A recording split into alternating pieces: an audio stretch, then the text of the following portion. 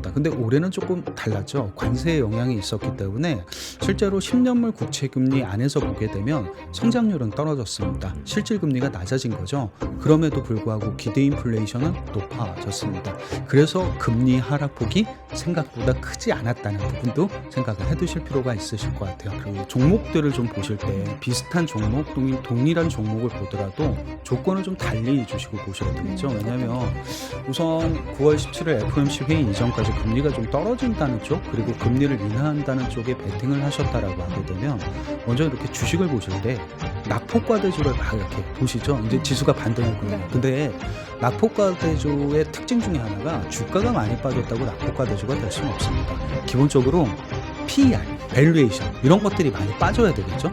그래야지 흔히 얘기하는 실질적으로 심리가 굉장히 냉각해서 해당 종목 또는 해당 기업의 주가가 많이 빠졌다는 걸 인지를 하게 됩니다. 네, 월스트리트 모닝 브리핑 함께하고 있습니다. 자, 이번에는 글로벌 인터뷰. 오늘도 제 옆에는 스카 베센트보다 빈센트다. 이거 별로예요?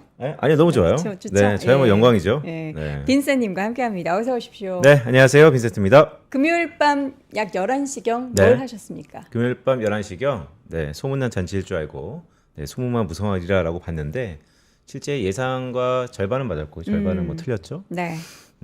원론적인 얘기를 비슷하게 했는데 시장은 비득일적으로 해석하면서 그런데 역사적으로 보면 잭슨 홀 이후에 항상 S&P 500은 평균 한 0.4% 정도 상승했기 때문에 이번에도 뭐 상승폭이 좀 컸다라고 할 수 있겠고요.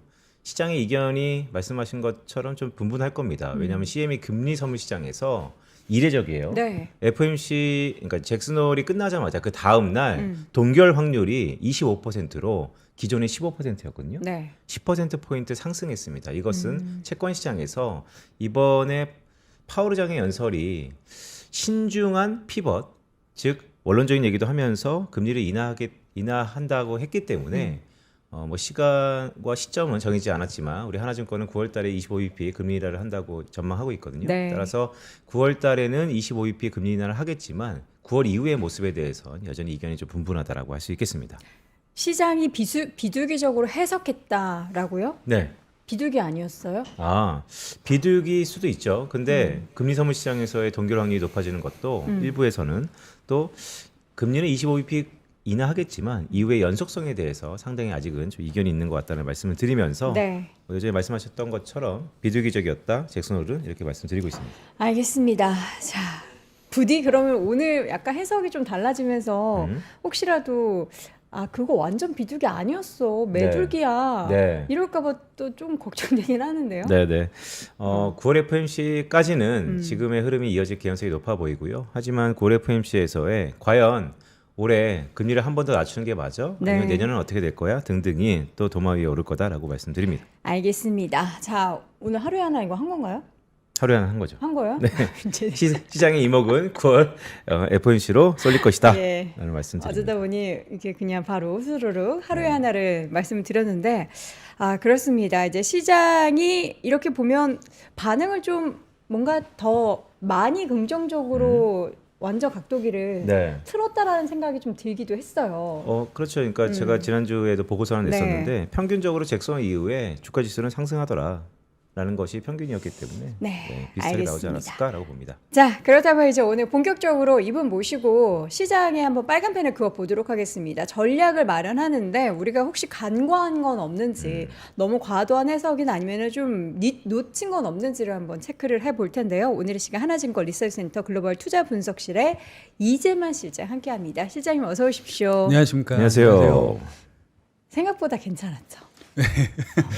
괜찮았는데 우리 빈센님 얘기 들으니까 이거 내가 너무 희망회로 돌렸나?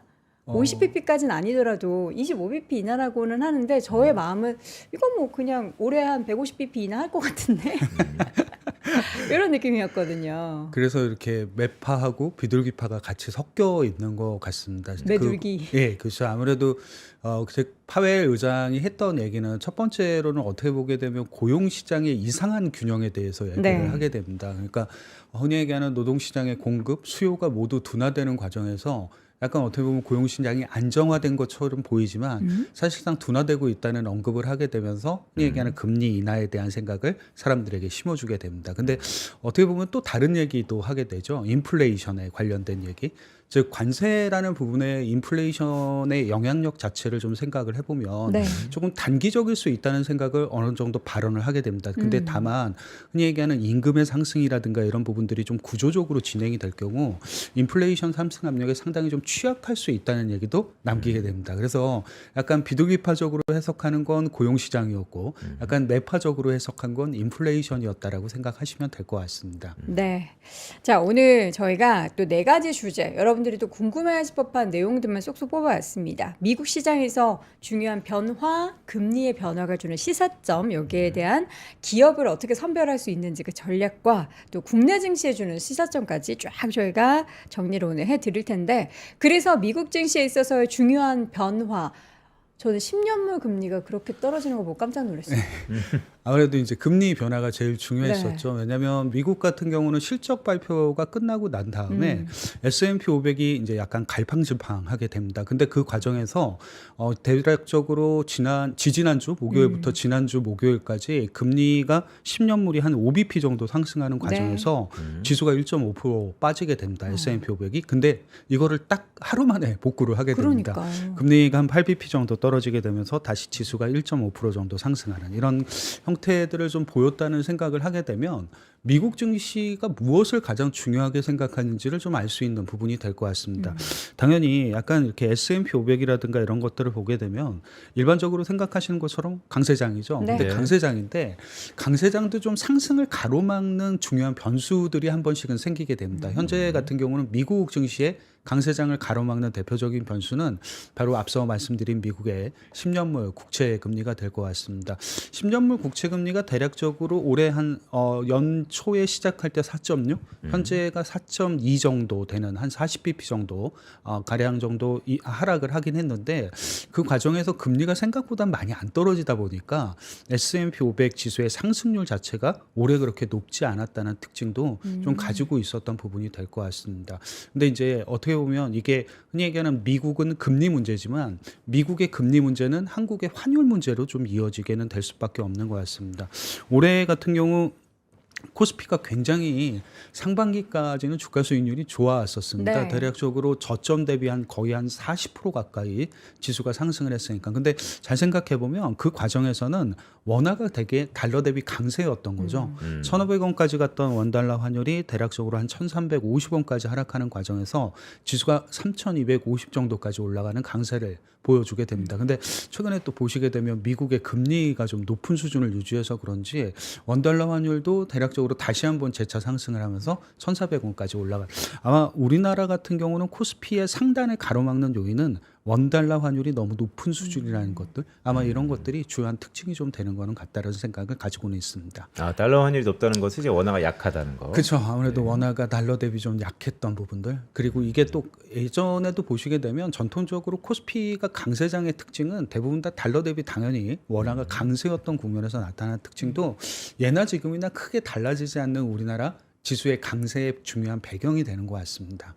지금 자료 보니까 S&P 500 지수의 상승을 가로막는 변수가 높은 시중금리라고 했는데 네. 사실 지금 그 상황 속에서도 S&P 500은 최근 사상 최고가를 경신을 했잖아요. 그렇죠. 가로막는다라고 하기에는 그러면 그 말씀은 더 많은 에너지를 이제 뿜어내면 시장이 놓일 수 있다라는 그런 생각으로 좀 여겨지는데요. 근데 이제 왜 그래도 금리가 올라가는 과정에서 지수가 강세였을까? 네. 또는 글로벌 증시가 왜 괜찮았을까에 대한 생각을 말씀드릴 때는 일반적으로 왜 우리가 시장을 구별하는 방법 중에 하나가 유동성 장세라는 얘기를 되게 많이 하게 됩니다. 올해 같은 경우도 유동성 장세에 대한 기조는 크게 달라지진 않았다라고 보시면 됩니다. 근데 좀 생각해 보면 연준이 금리를 인하하지 않았는데 어떻게 유동성 장세가 있었을까에 대한 생각은 잠깐 이제 좀 생각을 해보게 되면 꼭 미국만이 있는 건 아니죠. 예를 들면 중국도 있고 유럽도 있는데 네. 중국, 유럽 그리고 한국까지 포함을 하게 되면 이들 국가들은 대부분 다 재정 지출을 확대를 하게 됩니다. 당연히 해당 국가들의 재정 지출의 확대는 유동성의 증가 이런 것들로 대표적으로 좀 이어졌던 과정이 있었고, 그리고 미국도 아직 금리를 인하를 하지는 않았습니다만 금리를 인하한다라고 하게 되면 유동성 증가율이라든가 이런 부분들이 최근에 꾸준히 높아지고 있는데 다시 한 번 더 추가적으로 높아질 수 있는 가능성 이런 것들이 있기 때문에 유동성 장세에 대한 지속 가능성 아마 이런 것들이 전체적으로 보게 되면 지수 상승에 가장 중요했던 요인이 되는 것 같습니다. 현재 대략적으로 왜 유동성을 측정할 때 대표적인 지표 중에 하나가 M2라는 지표가 있는데 네. 전 세계 12개 국가의 M2를 합산을 하게 되면 대략적으로 한 112조 달러 정도 됩니다. 전 세계 GDP가 한 90에서 95조 달러 정도 되니까 GDP보다 더 큰 흔히 얘기하는 유동성이 전 세계 시장에는 존재한다라고 보시면 될 것 같습니다. 아마 유동성이라는 부분이 가장 지수를 만들어내는 중요한 포인트였던 것 같습니다. 그러면 이재만 시장님께서는 이런 유동성 국면이 여전히 지속된다 이렇게 보시는 거예요? 아무래도 연준의 기준금리 기대가 유효하고 아직 있다라고 하게 되면 그 시간은 당분간 더 지속이 될 가능성이 높다라는 생각을 가지고 있습니다. 자, 이제 시장에서는 다양한 변화들이 앞으로 나타날 텐데 뭐 환율도 그렇고 국내에 영향 미치는 그 환율도 그렇고 이제 금리도 그렇고 다양한 영향, 그리고 시장 8월에 쉬었나 싶을 정도로 물론 기간 조정이 있긴 했지만 그러니까 뭐라 그럴까요? 덜 올랐다? 네. 오르지는 못했지만 또 많이 빠진 것도 아니고, 그럼 이제 앞으로 9월 가을과 겨울에는 우리가 뭐 제대로 된 강세장을 좀 이렇게 쫙 이렇게 타는 겁니까? 근데 이제 네. 그 기본적으로 표현이 맞다라고 생각을 하는 게 시장이 빠졌다라기보다는 덜 올랐다는 표현이 잘 맞는 것 같습니다. 그리고 왜 빠지고 오름을 결정할 때 여러 가지 변수들을 좀 볼 때 네. 이게 유동성이라는 장세, 이런 장세의 특징이 뭘까라는 부분을 먼저 생각을 하면 가끔씩 유동성 장세에도 당연히 지수는 조정이 발생을 하게 됩니다.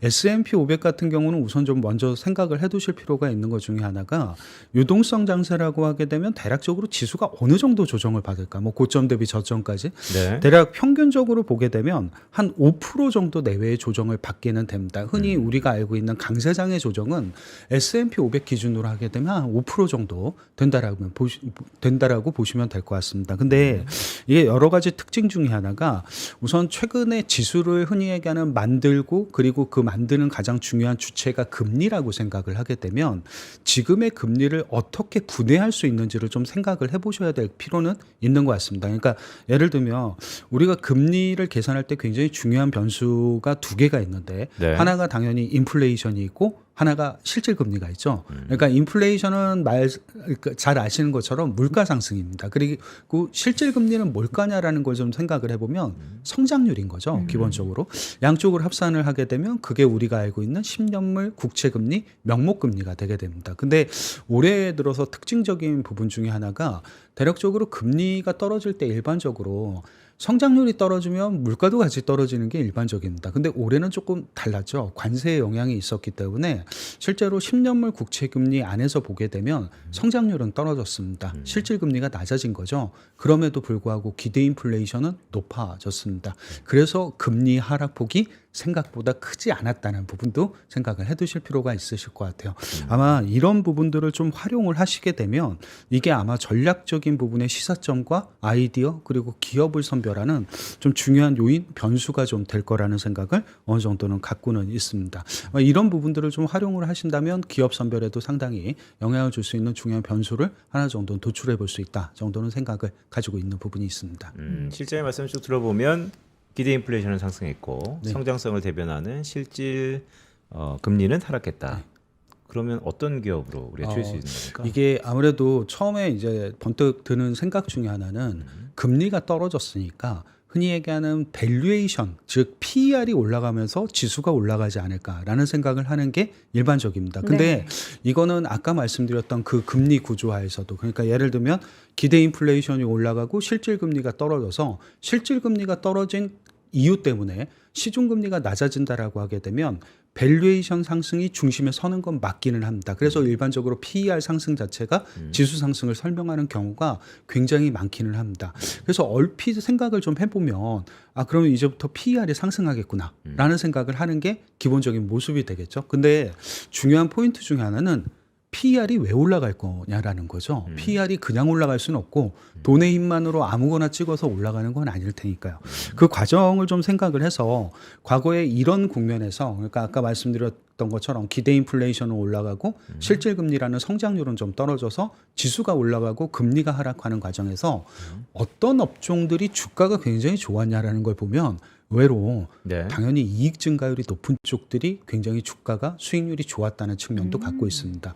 그러니까 되게 아이러니하다라기보단 정상적인 방향의 반영인 거죠. 왜냐하면 성장률이 떨어지면 무엇이 귀해질 거냐라는 건 결과적으로 이익 증가율이 높아지는 업종들이 귀한 대접을 받기 마련입니다.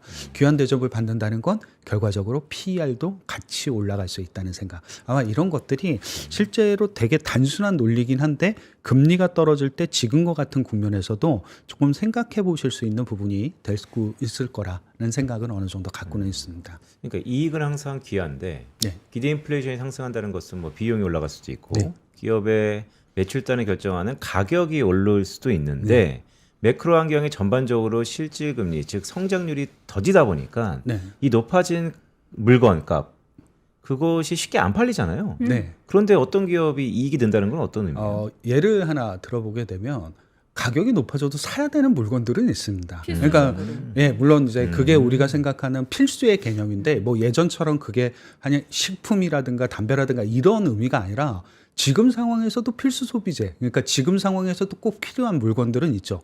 가격이 높아진다라고 해서 그걸 안 살 수도 없고 안 쓸 수도 없는 거죠. 아마 이런 것들이 대부분 다 이익 성장 이런 것들을 주도한다라고 기본적으로 생각하시면 될 것 같습니다.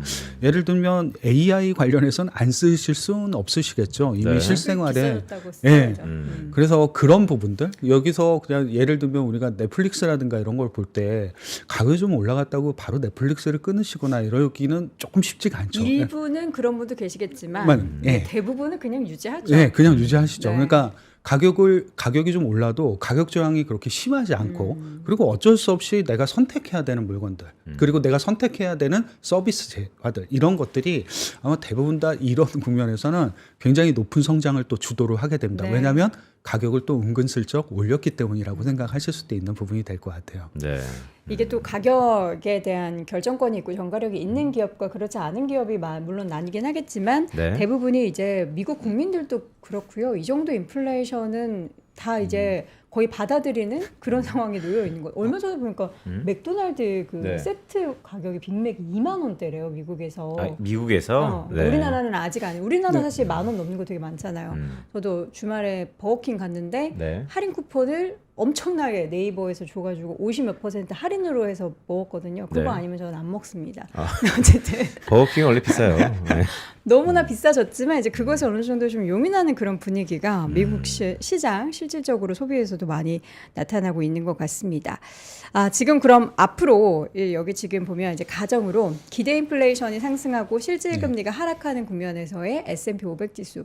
앞서서는 계속 뭔가 변수가 사라지고 그래서 더 많이 올라갈 그런 여력들이 생겼다라고 하는데 여전히 여러 가지 지표들을 다 봤을 때 시장의 상승은 계속 부스팅을 할 만한 그런 상황인가요? 근데 이게 우선 강세장의 기조가 크게 틀어지지는 않았다는 생각을 갖고 있습니다. 유동성 장세라는 생각을 앞서 말씀을 드렸으니까. 근데 다만 가끔씩 이제 좀 고민스럽게 생각하는 부분은 정말 미국의 지수가 올라가는 방향이 정말 금리가 떨어지는 것밖에는 없을까? 그게 모멘텀이 그거 하나밖에는 없나라는 게 되게 고민일 수밖에 없죠. 물론 뭐 기업의 실적이라든가 이런 것들은 항상 중요하니까 매번 보기는 하겠습니다만 모멘텀 자체가 그렇게 많은 시장은 아니라는 건 좀 분명해 보이긴 합니다.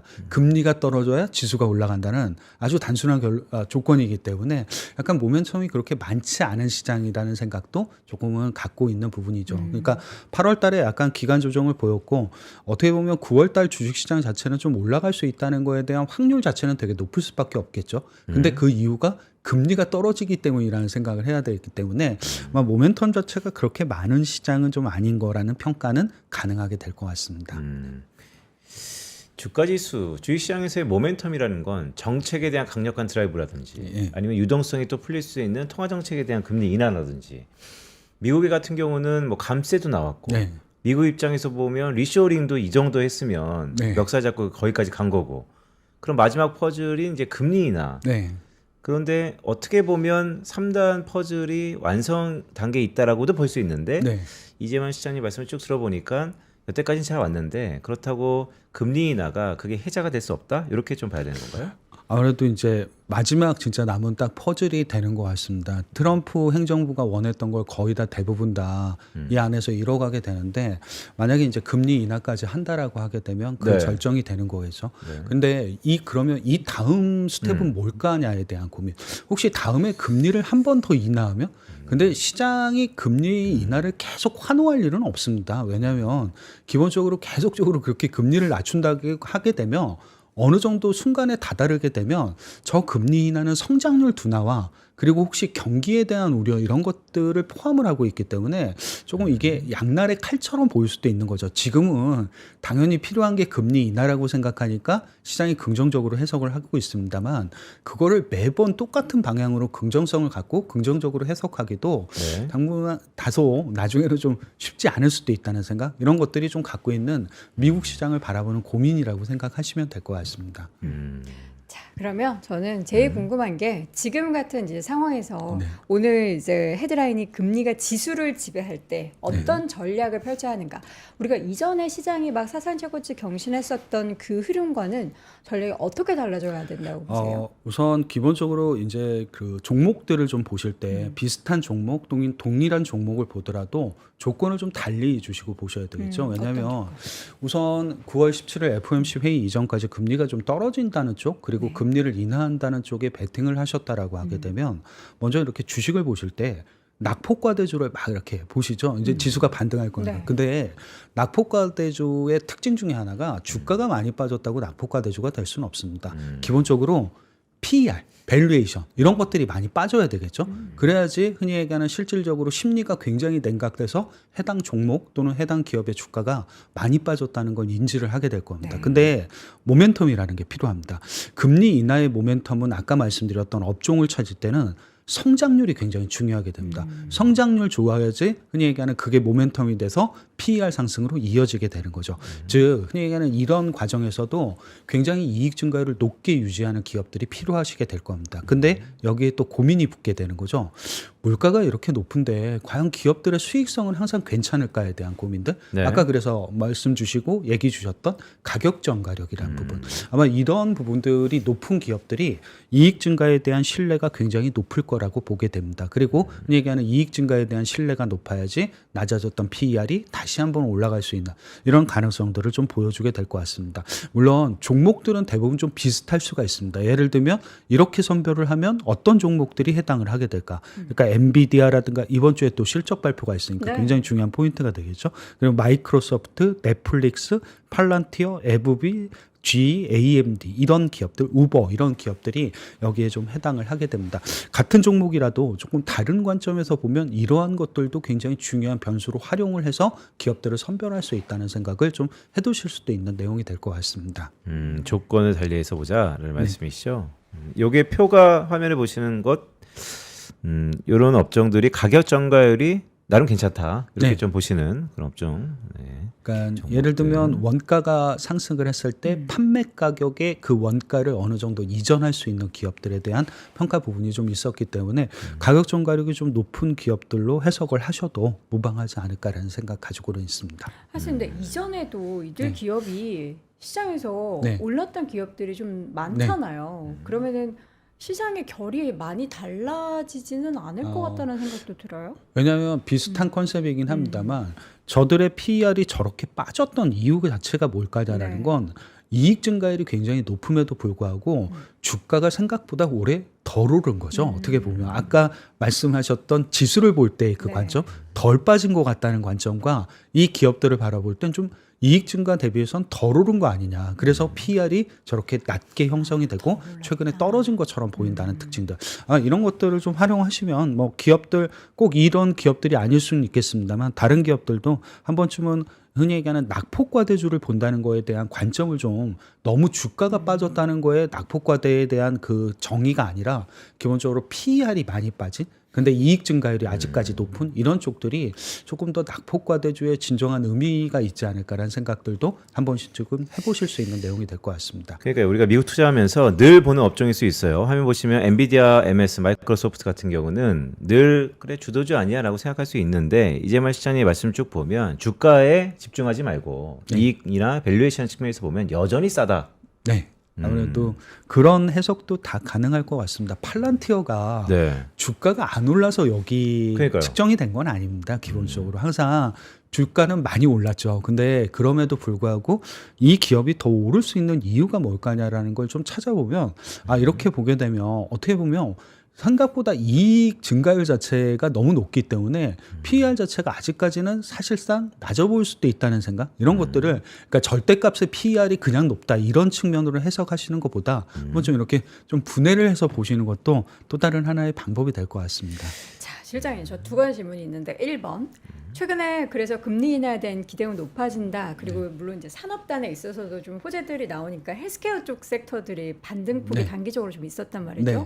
그래서 금리 인하 되면은 그래 바이오 기업들 주가 더 오를 거야라는 기대감을 갖고 계신 투자자분들은 그러면은 어떻게 생각하셔야 될까요? 우선 이게 제가 생각하는 제약 바이오에 대한 접근 방법은 한국의 제약 바이오와 미국의 제약 바이오는 좀 완전 다르죠? 다른 네. 관점을 갖고 있습니다. 그러니까 미국은 기본적으로 좀 미국 자체 내에서 성장 동력 또는 상승 동력이 좀 떨어졌을 때 기본적으로 좀 헬스케어, 제약 바이오가 좀 강하다는 측면들을 갖고 있습니다. 왜냐하면 워낙에 캐시플로우도 좋은 기업들이 많은데다가 또 워낙에 배당 정책이라든가 이런 게 굉장히 높은 뛰어난 배당 성향을 가진 기업들이기도 합니다. 성장성이 좋은 바이오 기업 또는 IT와 결합된 바이오 기업도 바이오테크 기업도 분명히 있습니다만 미국은 전통적으로 이런 컨셉을 갖고 있는 게 제약 바이오죠. 근데 한국의 제약 바이오는 좀 다른 컨셉을 갖고 있죠. 미국의 금리가 떨어져야지 훨씬 더 주가가 강할 수 있고 지수가 그들의 업종 자체가 부각이 될 수 있다는 특징.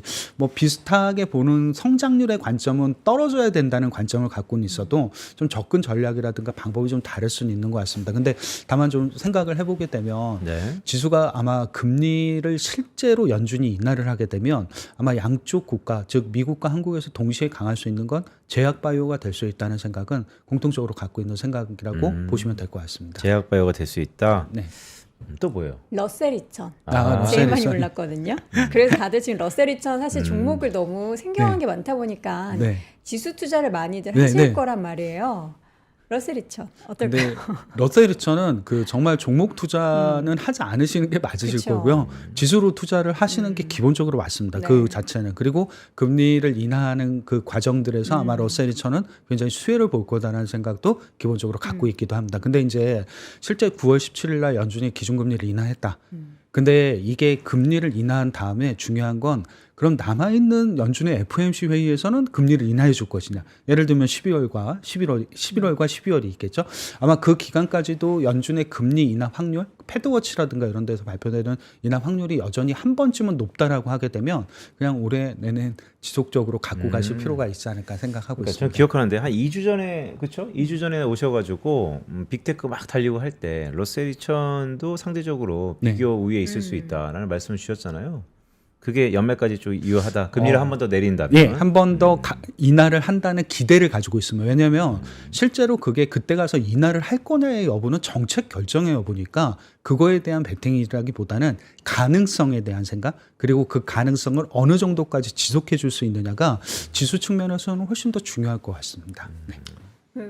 너무 이분법적으로 생각을 하지 말아야겠지만 네. 물론 분산 투자를 해야겠지만 네. S&P 500 기업들과 러셀 2000 기업들에 대한 투자 지수로만 봤을 때는 연말에 어느 쪽이 조금 더 강할까요? 이거는 다이아나가 둘 중에 하나 지금 베팅하려고 그러는 거야. 내가 볼 때 아니, 거의 뭐. 베팅에 막바지 예. 같네요. 네. 근데 다들 나도 그러지 그만해, 않을까요? 지수 측면으로만 네. 보면 물론 개별 기업들 측면으로 보실 때 항상 S&P 500이 맞겠죠. 그쵸, 왜냐하면 그쵸. 그 안에서 훨씬 더 성장주 이런 것들을 찾으시는 게 저는 맞다라고 네, 보는데 네. 지수 측면으로만 보면 러셀 2000이 훨씬 와우. 더 괜찮을 것 같습니다. 가자 이렇게 외치는 거죠. 러셀리천도 아마 네. 레버리지가 네. 그걸 레버리지. 알고 있는데 아마 이제 이번 주 다음 주쯤에 돼서 ETF 그 매수 상위에 네, 올라갈 것 같아요. 러셀리천 고개 좀 올라오지 않을까라는 그런 생각도 듭니다. 자, 오늘 국장도 좀 어떻게 뜨거울까요? 우선 국내 시장은 아까 말씀드렸던 것처럼 환율이라는 게 굉장히 네. 중요하긴 합니다. 그래서 원달러 환율의 변화 이런 부분들이 한국 시장 또는 코스피를 만드는 중요한 지수 포인트가 될 것 같기는 합니다. 예를 들면 우리나라 같은 경우는 혹시 이렇게 유동성 장세, 강세장에서의 조정 이런 거는 한번 말씀드렸듯이 직전 고점 대비 한 7% 정도까지는 어느 정도 허용을 해둬야 흔히 얘기하는 강세장의 조정이다라고 생각을 하실 필요는 있는 거죠. 네. 대략 한 3,020포인트 정도 내외가 될 겁니다. 아직 그 정도는 깨지지 않았으니까 기본적으로 지난번에 좀 받았던 조정은 강세장에 대한 조정이다라고 어느 정도 네. 생각을 해두시면 될 것 같아요. 한국도 올라가는 방법은 똑같습니다. 유동성 장세죠. 근데 한국의 유동성 장세를 표현할 땐 금리로 표현하기는 어렵죠. 유동성 장세를 하면 약간 외국인과 당연히 결부를 시키셔야 되니까 원달러 환율이라는 부분이 제일 중요하게 될 것 같습니다. 그래서 가끔 이제 머리를 맞대고 좀 생각을 해보면 네. 아까 미국의 10년물 국채 금리가 하락을 한다 이런 얘기를 드렸고 그게 기대 인플레이션은 상승하고 실질 금리가 떨어져서 금리는 떨어질 거다 이렇게 얘기를 드렸습니다. 약간 어떻게 생각하면 좋은 얘기는 하죠. 물가가 올라가고 성장률이 떨어지는데 그게 뭐 그렇게 좋은 얘기겠냐. 오히려 이런 때는 약간 뭐 안전자산에 대한 선호 그래서 달러가 조금 더 강세 이렇게 되지 않을까라고 생각을 하는데 그 가격은 굉장히 표면적이고 정직한 걸 잘 반영하는 것 같습니다. 기본적으로 이런 과정에서도 금리가 미국이 떨어진다라고 하게 되면 원달러 환율은 하락합니다. 그러니까 네. 원화의 강세가 어느 정도 진행이 될 수 있다. 그러면 여기서 한국을 항상 생각하실 때는 원화의 강세가 진행이 된다. 그게 주식시장, 지수의 상승 이런 의미보다는 원화의 강세가 진행이 되면 외국인이 살 거다라는 생각. 그러면 외국인이 사면 최근에 외국인 보유 비율이 줄어든 대형주가 뭐냐라는 걸 먼저 좀 하나 정도는 생각해 두실 수 있는 종목 선별의 하나 중요한 변수와 조건이 될 것 같습니다. 주말에 조방원 엄청 열심히 팔았다고 하던데요. 네. 기사입니까? 이게 원화의 약강세가 외국인의 보유 비율을 결정한다는 생각을 해보신다라고 하게 되면 지금까지는 원화가 약세였으니까 당연히 우리나라를 파는 게 맞겠죠. 그리고 특히나 많이 샀던 종목들을 팔아야 되는 것도 당연할 수 있는 이치가 되는 것 같습니다. 대신 지금부터 원화가 좀 반전해서 달러 대비 강세로 가고 원달러 환율이 하락한다면 그러면 많이 팔았던 걸 이제 되사실 필요도 있다는 생각 이런 것들도 한번 해보실 수 있는 내용은 맞는 것 같습니다. 많이 팔았던 걸 되살 수도 있다. 그 지금 국내 증시는 사실 이런 단어가 뭐 FM은 아닌데 언론에서 워낙 많이 얘기하니까 박스피잖아요. 네. 사실 이제 박스에 완전 갇혀 있는데 네. 이럴 때는 특징적인 게 있나요? 우선 박스피가 갖고 있는 특징에 대해서 잠깐 설명을 해드리면 왜 우리나라가 대략적으로 이렇게 분기 수익률로 이렇게 보게 되면 어느 분기 그러니까 수익률이 어느 밴드에 해당할 가능성이 가장 높냐 확률이 좀 높겠냐라는 걸 보면 분기 기준으로 보게 되면 마이너스 7%에서 플러스 7%입니다.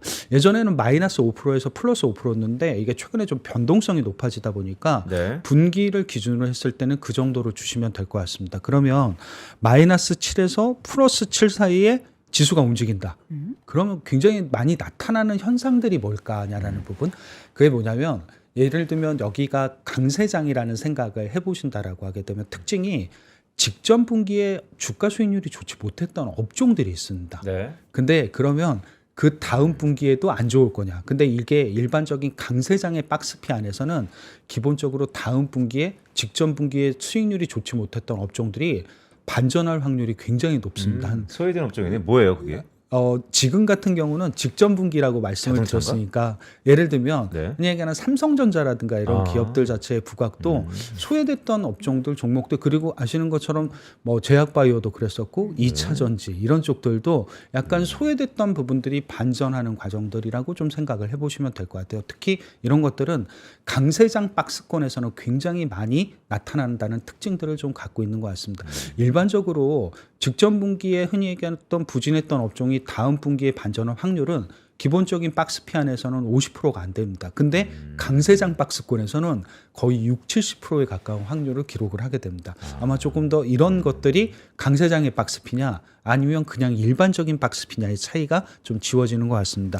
최근에 반전 업종 확률이 거의 70%에 가깝습니다. 약간 강세장의 박스피라는 생각도 한번 좀 해보실 수 있는 내용은 될 것 같습니다. 그러니까 우리가 이제 앞서서 이제 외국인이 수급에 대한 유동성에 대한 네. 키를 쥐고 있고 그리고 그 시장에서 그 전에 직전 분기에 덜 올랐던 종목들을 찾는다. 외국인은 보통 시총 뭐 10위권 내 종목에서 많이 이렇게 바스켓 매매를 하다 보니까 덜 오른 종목을 꼽으면은 말씀해 주셨던 2차 전지 중에 LG엔솔, 네. 바이오 중에 삼성바이오로직스도 네. 사실 못 올랐거든요. 그리고 말씀해 주셨던 현대기아, 음. 다 이렇게 딱 귀결되고 말씀해 주신 삼성전자는 사실 저는 못 올랐다는 생각은 안 했는데 상대적으로 덜 오른 네. 부분들이 있으니까 음. 한 5개로 딱 좁혀지는데요. 그러니까. 근데 이제 그 안에서 네. 아까 얘기하셨던 뭐 실적이라는 부분, 나중에 턴어라운드 네. 할 수 있는 가능성 이런 것들을 좀 복합적으로 생각을 하셔야 되겠죠. 그래서 예를 들면 삼성전자에 대한 기대는 생각보다는 많이 있죠. 네. 그런데 자동차에 대한 기대는 생각보다 좀 덜하죠. 그렇죠. 관세 아무래도 뭐 관세의 이런 것도 영향,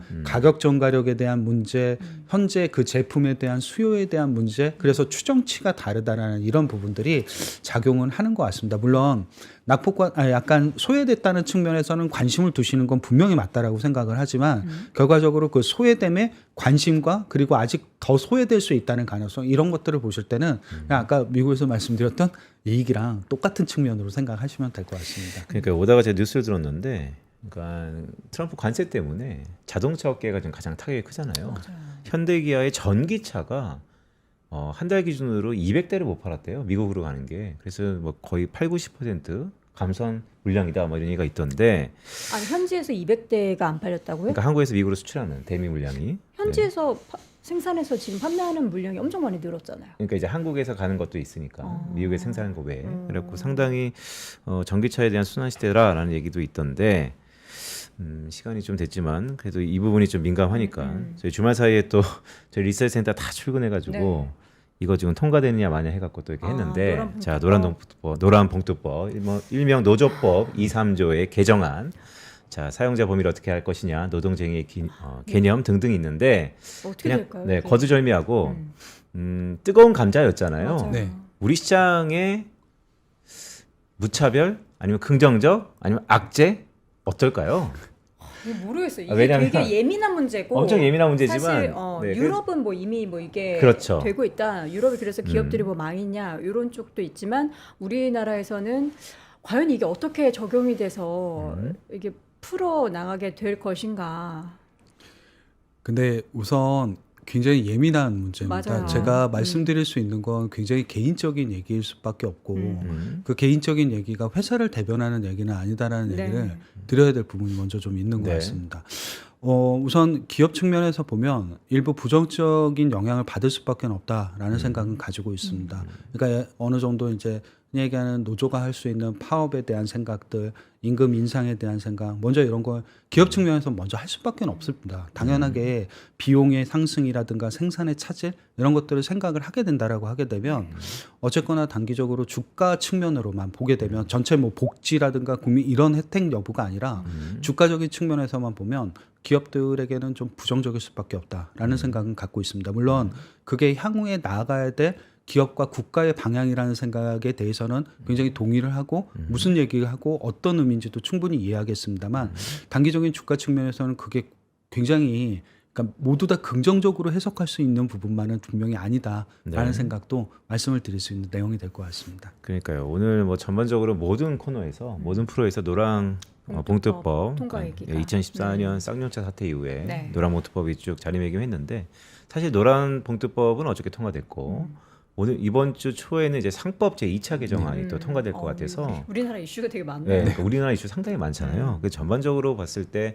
사실 저희 하나증권이 8월달에 약간의 조정 가능성이 좀 있다라고 했는데 생각보다 오늘 쭉 말씀드렸지만 기간 조정. 네, 기간 조정 비슷했어요. 근데 어쨌든 저희 리서치 센터에서 전반적인 흐름을 결정하시니까 9월은 어떨까요? 9월은 그 전통적으로 보게 되면 크게 의미가 있는 시장은 아니었습니다. 왜냐하면 9월 자체 그러니까 예를 들면 미국은 9월 달에 수익률이 좋지 않고 상승 확률이 낮다 보니까 9월 달에 진입을 하게 되면 상당히 내년 1월 정도까지 1, 2월 정도까지 좋은 주가 수익률을 갖게 됩니다. 그래서 셀인 메이라는 얘기가 있지만 컴백인 september라는 얘기도 똑같이 갖게 되는 것 같습니다. 근데 한국은 그게 통용이 되느냐는 거에 대한 고민이 뭐냐면 네. 한국은 오히려 9월 달보다 더 주가가 안 좋고 상승 확률이 낮은 쪽이 10월 달입니다. 10월이요? 네, 왜 그러냐면 10월 달에 들어서게 되면 마지막 이제 실적 발표를 하게 되죠. 3분기 실적 발표를 하게 됩니다. 우리나라는 전통적으로 4분기가 대부분 다 어닝 쇼크입니다. 아시는 거죠? 그래서 기본적으로 여기서부터 이제 추정치를 한번 수정을 하게 되면 올해께 대부분 다 하향 조정이 이 과정에서 진행이 되는 거죠. 네. 그러다 보니까 한 번쯤 이런 것들을 소화하는 과정들이 좀 필요는 하게 되는 것 같습니다. 물론 이제 수급에 대한 생각들 뭐 이런 것들이 좀 있을 수밖에 없는데 기본적으로 좀 펀더멘탈에 대한 얘기를 들으면 이런 부분들을 갖고 있는 거죠. 그래서 오히려 한국은 약간 9월에 대한 리스크보단 10월에 대한 리스크를 어느 정도 더 안고 있다라는 생각. 근데 대신 9월이 어떻냐라고 이번 9월을 물어보신다라고 하면 네. 그래도 아까 처음에 모두에 말씀드렸던 금리가 지수를 지배하는 시기이기 때문에 기본적으로 연준의 금리 인하의 가능성을 어느 정도 반영을 한다라고 하게 되면 S&P 500, 뭐 코스피 이런 쪽 모두 다 어느 정도는 좀 상승 기조, 상승을 좀 가져갈 수 있을 거다라는 생각을 해낼 수 있는 내용은 되는 것 같습니다. 왜 미국은 기업을 가지고 오시고 항상 한국도 가지고 오시더니 오늘 실장님 한국은 기업을 안 가지고 오신 거예요? 그냥 한국 기업들은 이렇게 그러니까 아까 말씀드렸던 외국인 네. 보유 비율이 낮아지고 그리고 우리나라도 미국의 금리가 떨어지면 의외로 PR이 올라갑니다. 우리나라도 실제로 테스트를 해보게 되면 그리고 약간 실적은 양분화되는 거죠. 그러니까 지금 좋은 쪽에서 더 좋을 수 있는 쪽들. 예를 들면 가격 전갈이 높은 쪽들은 지금보다 더 좋아질 수 있는 여지가 있을 겁니다. 근데 모든 기업이 가격 전가력이 좋은 건 아니거든요. 안 좋은 기업들은 재고가 소진되는 과정들에서 흔히 얘기하는 그 물량이 팔려가는 과정에서 특별하게 어떤 투자 없이도 매출이 증가할 수 있는 이런 쪽으로 나눠지게 됩니다. 근데 이게 되게 결론이 되게 뻔한 게 외국인의 보유 비율이 죽었고 PER이 낮아졌고 네. 그리고 가격 전가력이 좋아서 우리나라 기업의 이익을 이끌고 가는 쪽이 누구냐? 그건 조선입니다. 똑같습니다. 별로 이게 특별하게 바뀐 적이 없어서 올해는 그래서 조선 업종을 여전히 선호한다라는 얘기를 드리고 근데 반대로 PER은 내려갔고 그리고 외국인은 보유 비율이 떨어졌고 근데 가격 전가력보다는 재고가 좀 소진되면서 이익이 좋아질 수 있는 기업들은 좀 다른 컨셉이겠죠. 이런 기업들의 대표적인 예가 삼성전자라든가 삼성바이오로직스와 같은 기업들이기도 합니다. 셀트리온 이런 기업까지 네. 여기 해당을 하는데 아마 이런 기업들입니다. 조금 컨셉이 다르긴 하더라도 접근의 전략을 좀 이렇게 가져가시는 것도 한국에 대한 생각을 마련할 수 있는 내용은 될 것 같습니다. 그러니까 말씀 쭉 들어보니까 특히 이번 주에 정상회담도 있고 네. 다양한 이슈가 됐던 정책들도 막 통과되고 있고 미국엔 또 가서 마스가 얘기할 거고 그러니까 조선이 한번 뜰 거고 또 금리 인하에 대해서 또 셀트리온을 비롯해서 바이오가 한번 뜰 거고 우리 저항이 이번 주에 많은 업종들이 약간 부딪힐 것 같다는 생각이 좀 드네요. 네. 그 주말 사이에 통과됐던 노란봉투법 그리고 우리 말씀하셨던 2차 상법 개정, 한미 정상회담 등등등 이슈가 너무 많아서 그러니까요. 하루하루 이거를 또 어떻게 해석해? 저는 사실 금요일장에 우리나라 증시가 올라서 지수는 올라 있을 겁니다. 근데 이게 뭐지? 왜 오르지? 했거든요. 이게 근데- 그래도 수급 주체도 외국인이어가지고 네. 그들은 뭔가 알고 있나? 근데 이번 주도 비슷할 네. 것 같다는 생각? 지수는 올라 있는데 음. 그 업종들이 계속 순환하고 있는 거죠. 그러니까요. 그러니까 조선 올랐다가 제약바이오 계속 이런 형태로 순환하는 형태?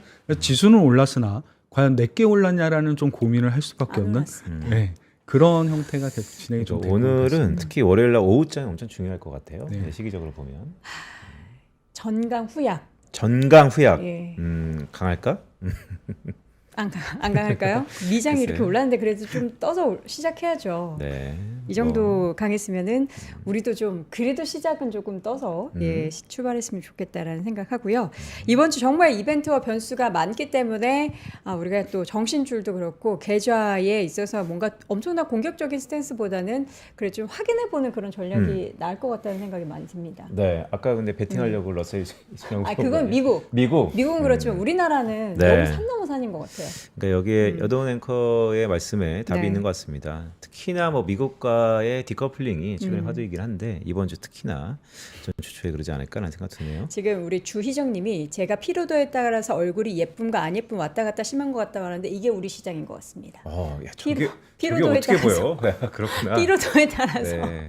오늘 시장이 어떻습니까? 오늘 안 이쁘다고 저러시는 것 그런 같아요. 거예요? 네, 피곤해요, 여러분. 지금 미장은 안 피곤하지만 국장은 좀 피곤하다. 여러 가지 이슈로 피곤하다. 이렇게 내용 정리해 보도록 하겠습니다. 자, 오늘 하나증권 리서치센터 글로벌 투자 분석실의 이재만 실장과 함께했습니다. 실장님 고맙습니다. 감사합니다. 감사합니다.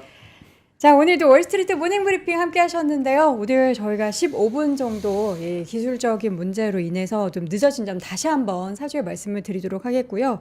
저희가 정말 한 1년에 한 번 정도 이런 문제들이 좀 발생을 하는데 이게 좀 재발되지 않도록 다시 한번 단단히 좀 대비를 해 보도록 하겠습니다. 자, 그리고 계속해서 소개해드리는 추석에 떠나는 미국 투어 8기 한 자리 남은 거 말씀드렸죠. 저희가 보니까 이번에 나는 메트로폴리탄 미술관의 경비원입니다. 이 책 여러분 아세요? 저는 이 책을 읽으려고 항상 사서 열었다가 다시 자고 요거를 반복을 했는데 이 책이 있긴 있어요. 이게 엄청난 베스트셀러라서 아시는 분들은 아실 텐데 요 책의 저자 패트릭 브링리와도 만남을 준비하고 있다라고 합니다. 사실 저희가 준비하는 다양한 투어 내에서 이런 프로그램이 어디서도 만나볼 수 없는 기회이기 때문에 관심 있는 분들은 영상 하단 링크 통해서 자세한 내용 확인해 보시면 좋겠습니다.